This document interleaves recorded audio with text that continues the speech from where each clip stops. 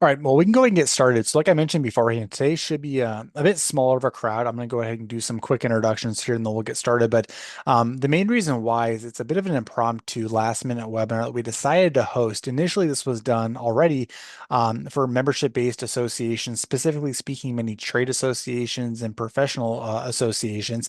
And then in talking with many of our chamber clients, some of the things that we discussed were actually very, very relevant to them. It's kind of why they decided to work with Reviewr in the first place. And so, we decided to open this back up as kind of a separate, same kind of conversation, but dedicated more towards chambers. And, that way I can answer more direct questions that we might have for you guys. And again, we'll kind of get more deep into the weeds here. And I'm going to jump right ahead to the goal here today. But, kind of a quick introduction. My name is Kyle. I'm the CEO here at Reviewr. I've been doing this now for over 10 years. And we actually built Reviewr completely from our own firsthand experience and backwards. So again, we'll get more into the nuts and bolts of today's goals, but we are part of the review committee members for different types of leadership programs, award campaigns, scholarships, grants, you name it, right? So, we were members, we were volunteers, specifically part of reading committees. So back in about 2012, if you think through those examples I just gave, many, many of them were done through paper. So believe it or not, we had hundreds and hundreds of binders being mailed to our doorsteps. We were tasked with handwriting notes and feedback and scores. We meet on the weekends to do deliberations, and it was centralized because it was binders, but it was very, very manual. And that kind of brings us to today's conversation, which was kind of the introduction of technology. So we started to see, these organizations start to leverage their databases. So for many of you, it might be a tool like Chamber Master. They're starting to use paper, email, spreadsheets, downloaded documents, jot forms, all these tools. None of them are really intended for awards or for scholarships or for leadership programs. And what ended up happening for us is as a volunteer committee member, now we're using like 9 or 10 different tools, none of which were intended for the task at hand. We were left, using some tools for part of it and then trying to find additional resources. We started to see some really terrible things happen. We started to see, because of the lack of redaction of data, review committee members putting forth biases in their selections. We started to see applicants who applied via email that went to spam filters. And so teams would sit down, they go through entire judging and selection processes just to find out months later that not all of the applicants got included in the review. So kind of got fed up with the kind of the two things. One is the lack of efficiencies and tools in place, but also just the overall poor experience for us as a volunteer, for board members, for volunteers, for the applicants, et cetera, to build Reviewr as an online platform that's really dedicated around the entire application from start to finish. So application intake, the operation tools, the judging, the scoring processes, and everything in between. At this point in time, we know we do thousands and thousands of these campaigns every single year from, major academic institutions to, again, chambers of commerce. So everyone from the U.S. chamber down to the Grand Rapids chamber, the Austin chamber, and many, many other chambers as well. So that kind of brings us to today's conversation. Again, I mentioned beforehand that the goal here today was kind of a last minute impromptu webinar. So to set the stage a little bit, there is a organization called Netforum. They are a membership AMS, Association Management Software, very, very similar to maybe some of the tools that you guys use, such as Chamber Master, which is owned by Growth Zone. And so they did this study. I'm going to give you the TLDR high level metrics here in just a second, but they basically said that as we approach 2025, there's kind of two things that are happening. Number one is that it's a very strong focus to start to engage, attract, and retain a younger demographic of member, right? Any of these membership based organizations, the long term sustainability of it is very much dictated by the demographic and the age of the applicant. And for many of them, they're really struggling finding ways to engage a younger, under 30, give or take, age bracket, and then make them a member for the next 40, 50 years, right? Not just them individually, but also them as an organization. On top of that, though, they talked about how events, so things very specifically such as recognition awards, are not only one of their key priorities in the next year. So 90% of the study said that they are prioritizing awards as the main vehicle to target that demographic. But they felt that roughly 76% of organizations felt that that was the number one way to engage them, right? On top of that, just these are some high level metrics here. The vast, vast majority of organizations agree that internally speaking, that we have to create operational efficiency. I think this number kind of skyrocketed post-COVID, right? Where we were left kind of wondering, okay, like what type of dedicated tools do we currently have that we need that empowers us, especially as a chamber, to focus on our mission and our vision, right? Nobody wants to be spending hours and hours on a Wednesday night in spreadsheets and in emails and in downloading documents. The challenge with this metric, though, is it's very internal focused. It's how do we as an organization streamline operations? But sometimes we forget that we only make up a third of these programs. The applicants, the volunteers, the board members, the stakeholders, they actually make up a much larger percent. And so, how do we start to shift the focus from that 63% internal to more so focusing on them? And then on top of that, many organizations are still very concerned around data security and privacy. This is going to depend a bit on your programs. If you guys are doing scholarship programs, that number should be 100%, right? We have to make sure we're being very careful with the data that we're collecting. So with all that said, I can kind of give you the quick little TLDR of this is that at the end of the day, we all agree that member engagement is a key driving factor from things like award programs. We want to create operational efficiencies. However, from this study, the vast majority of organizations felt that their internal technology and tools that they were using was not just average, but it was actually lacking. So from an award management perspective, in the study, they were saying that they were using their AMS. So for you, it'd be things like Chambermaster. They're using Jotform, Qualtrics, emails, surveys, downloading of documents, etc.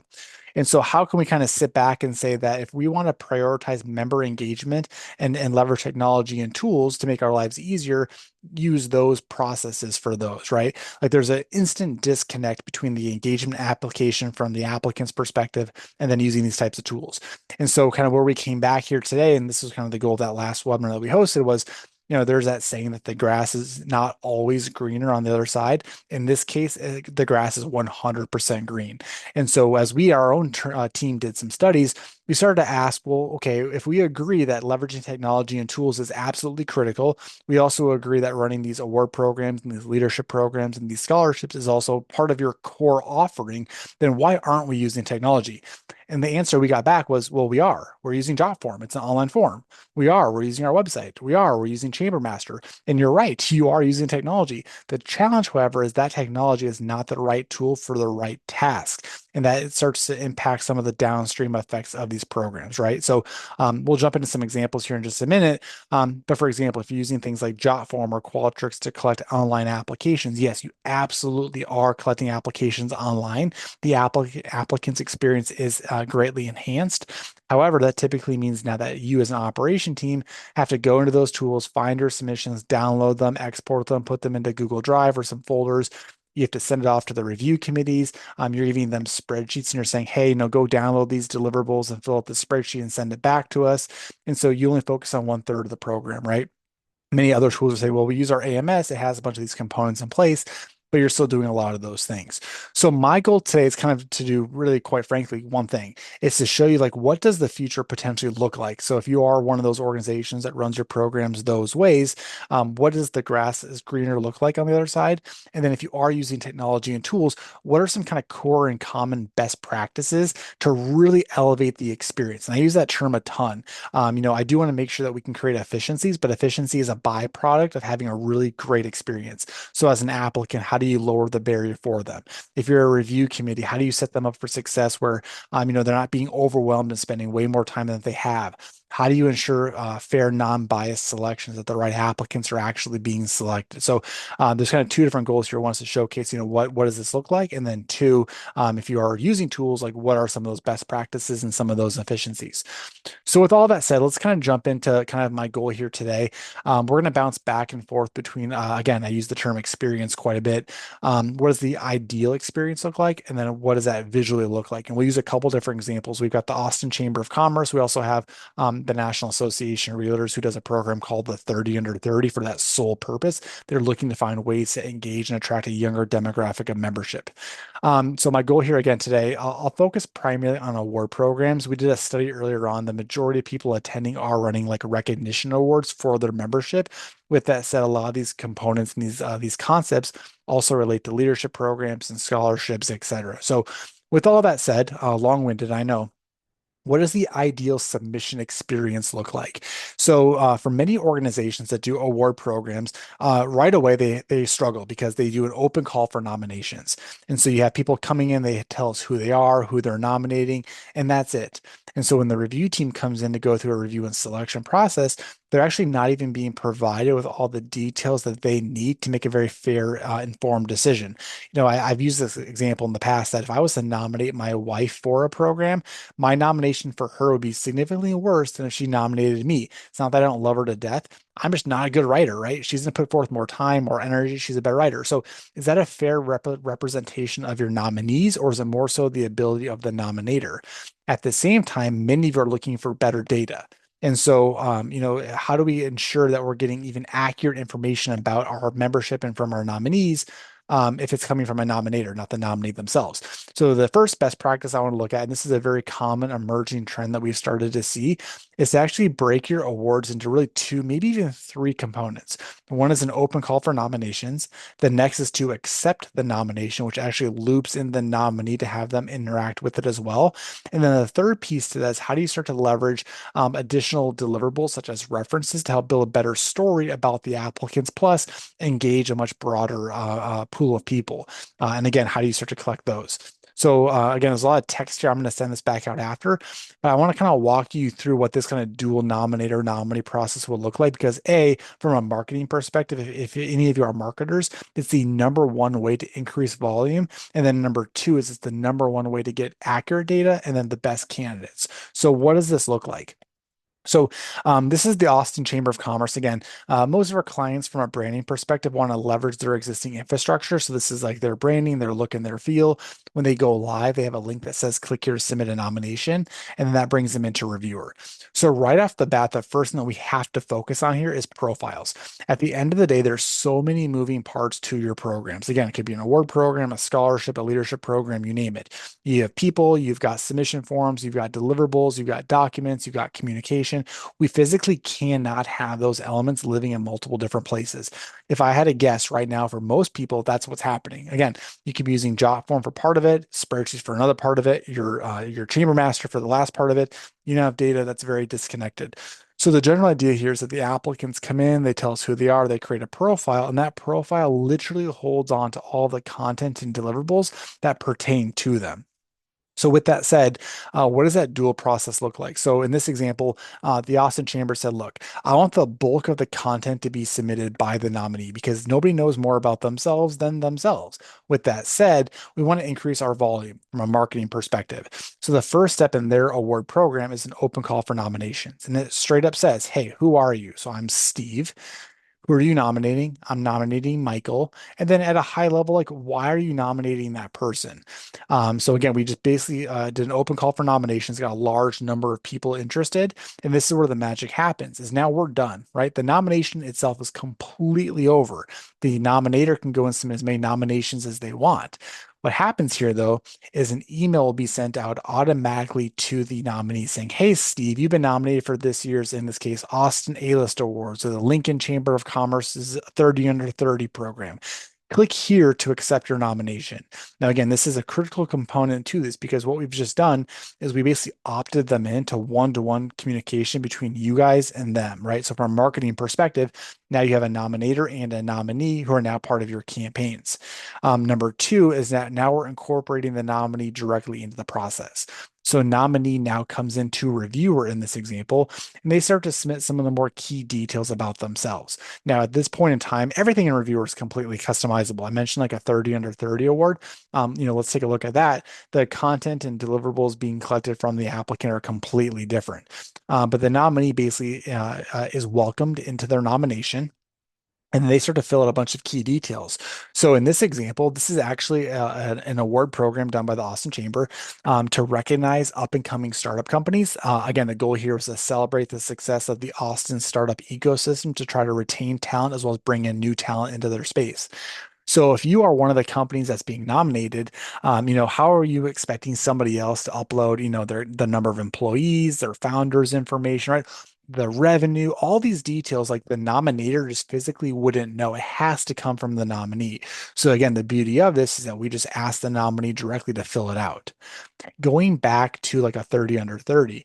So again, you have the main organization's website, the nominator or the nominee creates their profile, and then a very similar process. Who are you? Who are you nominating and why? And then from there, the nominee will then join the nomination and they start to fill out their own personal details. So again, in the 30 under 30, you might want to bake in eligibility criteria. So are you actually 30 years old? Yes or no? Seems like a small thing, but you can actually vet people. So you can like not waste their time applying if they're not eligible. And then from there, it progresses into the actual nomination itself. So in this example, I have Ryan. Ryan is the nominee, and now he is submitting all of his own personal details. So for those of you on the call who are doing leadership programs or scholarships or grant making or fellowships or board nominations, that whole nominator nominee obviously isn't relevant. Your applicants would actually take over at this point, right? So applicants would come in, they create their account and start to submit their deliverables. What's really happening here, though, and this is where we're very different than the other infrastructures, is that we're creating a profile. So we have Ryan. Ryan fills out these series of questions. Again, short answers, essays, file uploads.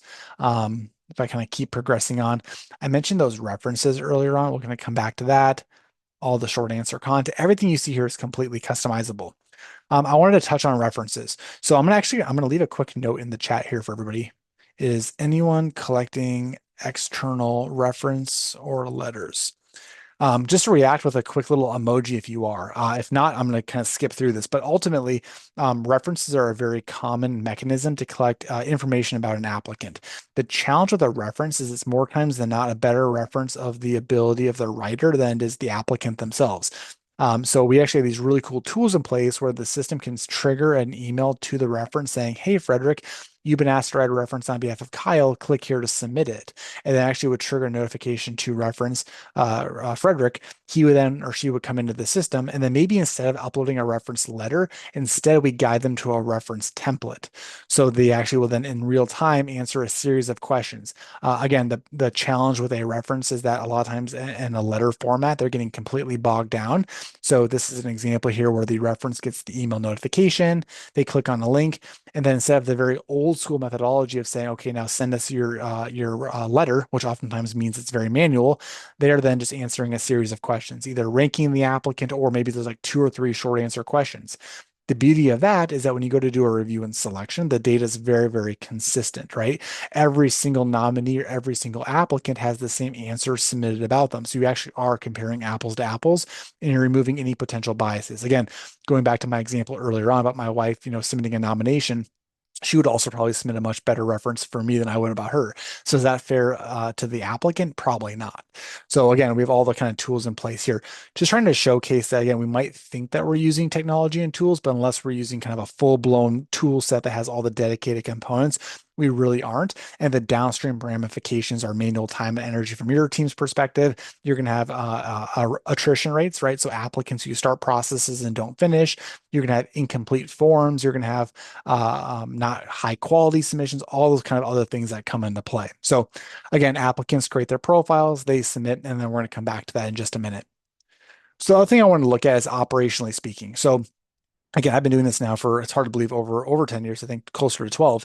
And I've seen every imaginable award program, scholarship, et cetera. And again, going back to the example here today is we say, okay, well, we want to streamline operations. So what we're going to do is we're going to have databases. We're going to use spreadsheets. We're going to use emails. And then that typically means that on a Wednesday at 8 o'clock at night, you're spending a whole bunch of time that should be spent with your family instead doing manual operations. So the idea here is to have a dedicated hub that has all the tools in place. So the first thing I want to kind of reference here is data security and privacy. It doesn't really matter the type of program that you run, although I would say if you're dealing with highly sensitive PII or member details, data security and privacy has to be at the top of your list. You might be using some tools that are highly secure, but as soon as you start to export data out, you start to use emails, you start to use spreadsheets, you basically are throwing all those other kind of protocols out the door, right? Program A might be highly compliant, but then as soon as you start using programs B, C, and D, then you lose all that. So the thing that you need to reference here is that Reviewr is a SOC 2 Type 2 compliant company, which basically means from end to end, from application to selection, we have all the protocols, the encryption of data, the ability to handle things like social security numbers, whatever it might be. What I wanted to look at here, though, is I think that we often overlook all the components that go into these campaigns. We think, okay, well, we're just going to collect applications and then we're going to review them. And at its core, you're not wrong. With that said, in between, we've got a lot of stuff going on.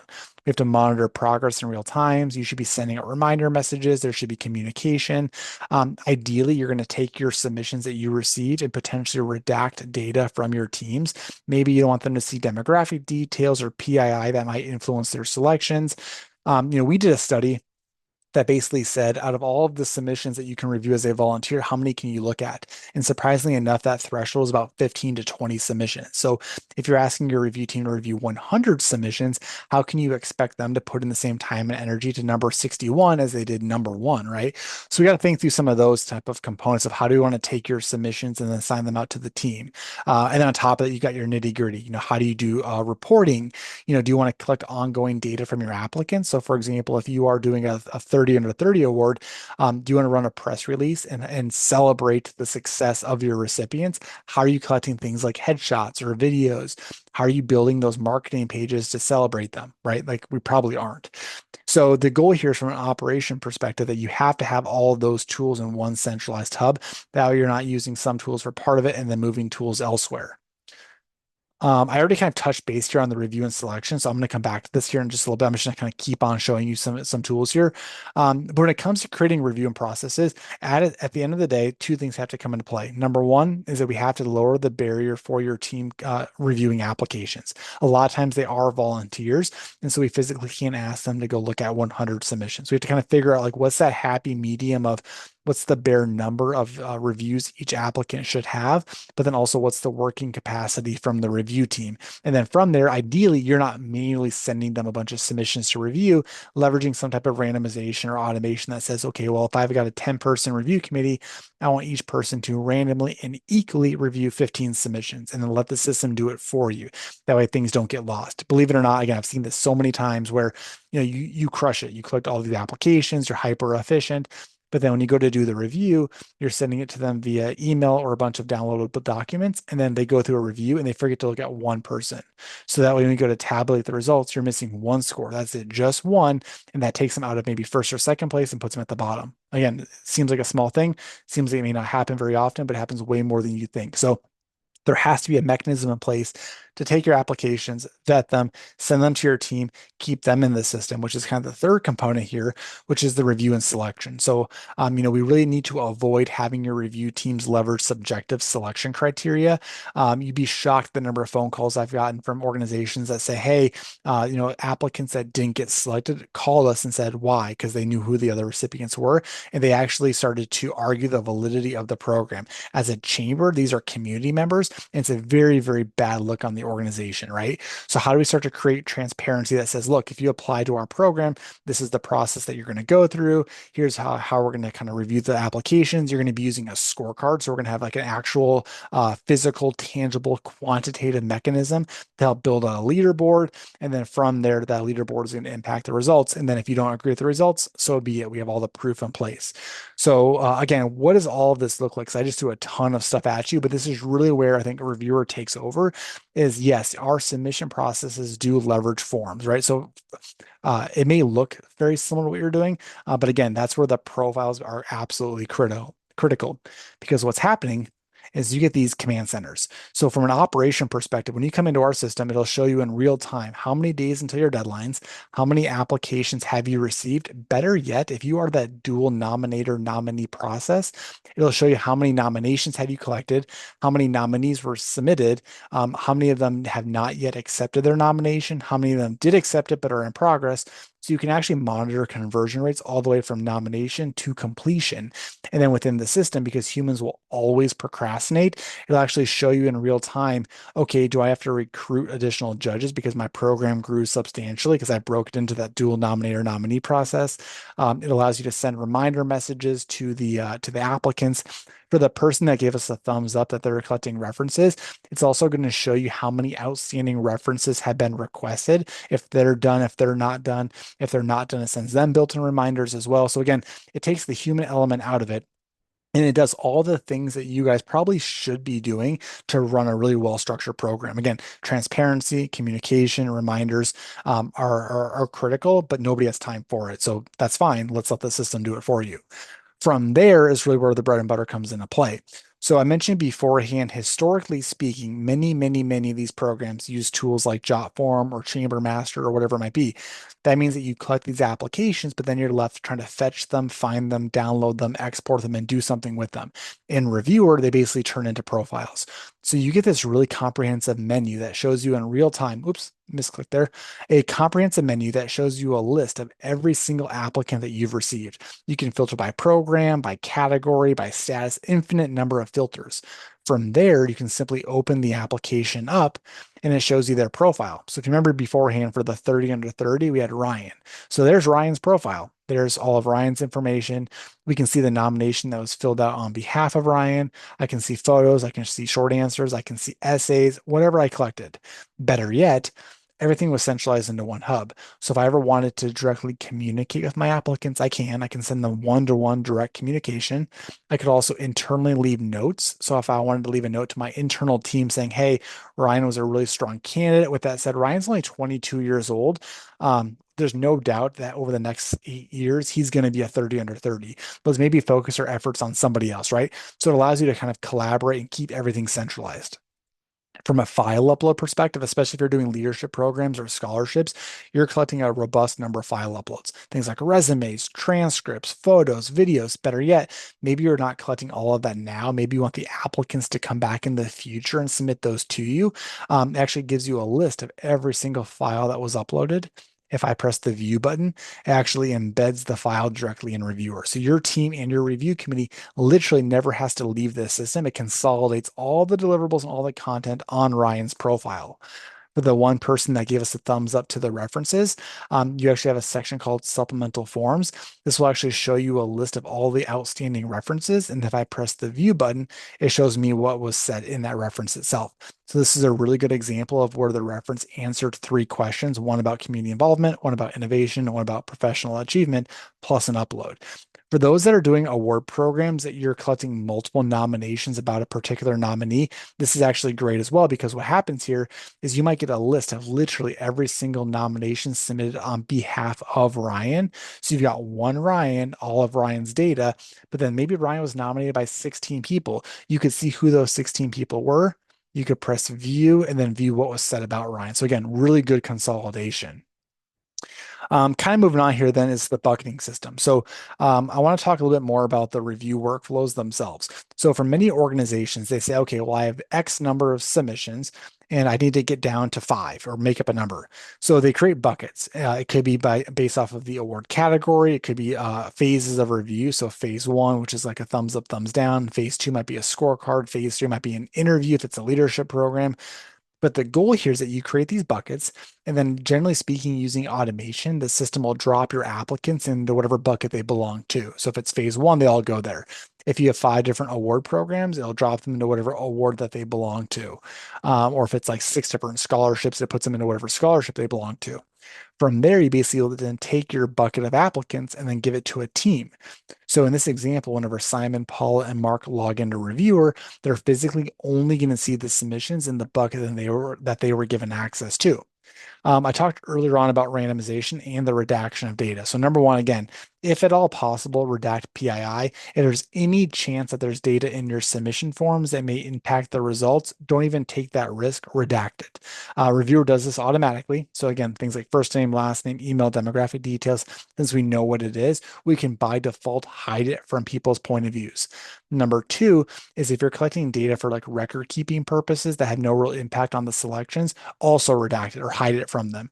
We only want to show your review teams the data they need for judging and selections. We don't want to overwhelm them. So there's a redaction. From a randomization perspective, though, if I open my bucket up, it actually shows me a listing of all of my submissions and then who is in charge of reviewing them. So maybe you want to say, okay, well, you know what? I want to make sure that every applicant gets reviewed no more and no less than 5 times. That to keep it very fair, everybody who applies to my program gets looked at 5 times. Or maybe you want to say, okay, for the sake of time, my committee can't look at more than 20 submissions, but they have to look at least 10. You could actually bulk select your submissions and type in, give each person to 5 people, or give them to 10 people, no less than five. And then within Reviewr, the system will then take all of your submissions and then auto assign it back out. From there, if you want to have more manual control, so for example, I look at Mark here, Mark as a evaluator, you can actually pick and choose which submissions Mark is going to be evaluating. So then the last step here is Mark. So when the review committees come into the system, this is kind of where things really take off because we physically cannot be asking our volunteers or the review committees to go to Google Drive or Dropbox to download documents and then go to spreadsheets. Instead, they come into a centralized hub. They will then see a menu of the applicants that they're in charge of reviewing. They can download, they can export, etc. if you want them to. But if they just open up the submission, it shows them a split screen. So half of my page is the applicant's profile, and then the other half is my selection tool. So again, you can kind of pick and choose what shows up for the review team, such as the redaction of data. But the goal is they can kind of side by side read through the application form, fill out your score sheets. They can jump up top and look at the file uploads. Those files actually get embedded side by side. So again, they're never leaving the system. They're just kind of leaving their notes and filling out their scores in real time. They can leave notes to one another. They can jump up to those references. They can view what was said about them. And then once they're done filling out their score sheet, no longer do they have to worry about putting it into a spreadsheet and sending it to you. No longer do you have to worry about trying to take all the results and recompile them. What you get instead is a leaderboard. And it shows you in real time a list of every single applicant, the team that evaluated them from high to low. It gives you average scores, total scores, etc. So in theory, you can leverage this data to make your selections. You could say, okay, well, here's the results. Ryan is our highest rated applicant, whereas Gilligan's our lowest rated applicant. For others, they want to use this to power deliberations. They would say, okay, well, here's the results. With that said, now that we have our top 10 or our top five, what they would do is they bulk select them and then just advance them at the bottom to round one, round two, round three. Let's now deliberate. So Reviewr doesn't make decisions for you. We just give you the data that you need to make it informed decisions yourself. And then the last piece to this is potentially, again, talking about engagement, is how do you incorporate your communities? So it's very common for these types of programs to leverage some type of public showcase. So this is used in two different ways or in combination of two. One is a showcase of your applicants, right? Let's celebrate them. And number two is some of our clients will incorporate like a public vote, right? So it's a chamber award. Here's our 50 finalists. Now you as the Lincoln, Nebraska community, tell us who you want to vote for. You might have a fan favorite. You might weight it. So like the fan favorite is like a 1% of the total score. Many ways of doing that. But you basically get this public page that showcases some type of imagery of the applicants, who they are, like an abstract of them. And then when you open it up, it shows you a public bio of that applicant. Again, none of this is required, but a lot of our clients are using this as a way to engage their communities. So again, you might have like a 30 question submission form. You want only 2 questions to appear. You can pick and choose specifically what data shows up here. So on the left-hand side, I've got an image gallery. It could be a headshot. It could be a video file. It could be a combination of both. And then the right-hand side is information about my candidate. And then if you are going to tie in public voting, then you can turn on the voting mechanism. Now, from a marketing perspective, you can actually ask people to tell you who they are before they vote. That you can ensure some integrity, right? So you can set limitations like you cannot vote for more than one person per day. You can start to collect their data. So from a marketing perspective, you now have a giant marketing list of people who maybe casted votes but are not members to your chamber and put them onto your email campaigns. There's many reasons why you might go this route. But again, my goal is to try to do about 30 minutes of talking today to leave ample time for Q&A. So I know I ran through that relatively quickly. But just to reiterate, again, the goal for today's conversation goes all the way back to this TLDR. We all are in agreement that we should be leveraging technology and tools not just to make our own personal lives easier, but also elevate the experience for everybody else involved. With that said, and these aren't my metrics, according to the study, we agree. However, we're not using tools. So with that said, do we not know what tools are available? That's kind of my goal today. Or if we know it's available, we're just not quite sure how it incorporates into our processes. Again, my goal today was to show you that in this example, the grass really is greener on the other side. So with all of that said, I want to jump ahead and answer whatever questions I can for you. So again, currently Reviewr works with thousands of organizations, tremendously large membership-based associations, small charities and foundations. We do awards, grants, scholarships, fellowships, board nominations, conferences. We do literally everything. So I'm here to answer any questions I have, how Reviewr relates to your programs. if you're looking for more best practices or insights, whatever it might be. So I will go ahead and mute myself and I'll hang out for as long as you guys want to answer those questions. Yeah, so question just came in on cost. There's actually two variables that will impact pricing. I hate to be the person that always says I'd rather table this for like an offline discussion with you personally, but it is very personal pricing. The reason why I say that is there's an annual subscription to use Reviewr. That's probably in the ballpark of $1,500 a year. It could be a little bit lower, depending on the tools and features that you're using. But then the second impact to the pricing is the number of submissions that you receive. So most of our clients have a contract that will count up in real time the number of applicants, and then that is billed out monthly based off. So it could be like $10 per submission, or it could be $1 per submission, just depending on their volume. So if you want, you and I can kind of chat more about your use case and the tools that you might need, and then B, in a calendar year, how many submissions may you collect, and that will kind of help us dictate like what that budget would look like. And again, it's a great question because what I'm going to do is I'm going to send out some follow-up resources.